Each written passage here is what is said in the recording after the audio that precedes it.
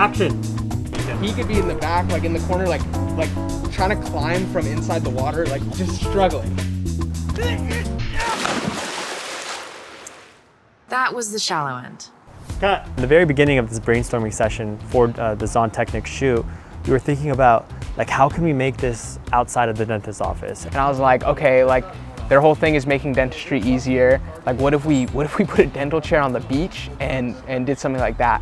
And then Tony's like, I love that. It just was this avalanche of different ideas after another. And like basically him and I just started rolling and coming up with these different ideas. We wanted to add some entertainment value, some comedy to it as well.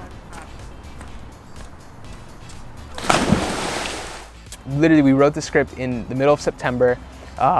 It's now November 14th. It's been, a few months, and we've been talking through this, coming up with stuff. I've been dealing with the logistics of this all week. We're days away from the shoot for Zahn Technik. I'm putting together the itinerary because we only need to bring like 1 million things. Just getting the props ready, blowing this guy up. Tony just dropped off the dental chair.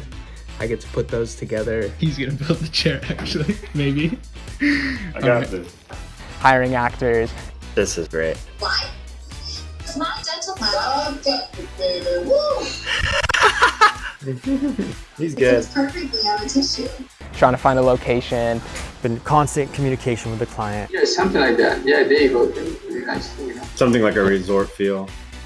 Yeah, like a resort, yeah. And again, it's happening, and I'm excited to put this into an ad campaign. I'm excited to see how it generates sales and revenue for our client. We've got a whole production crew, we got very expensive equipment, high quality cinema cameras. So this is as Hollywood as we can get, right? I mean, I guess we can get more Hollywood, but that'll be for the next shoots. Why? Because my dental lab. Zahn Technik, baby!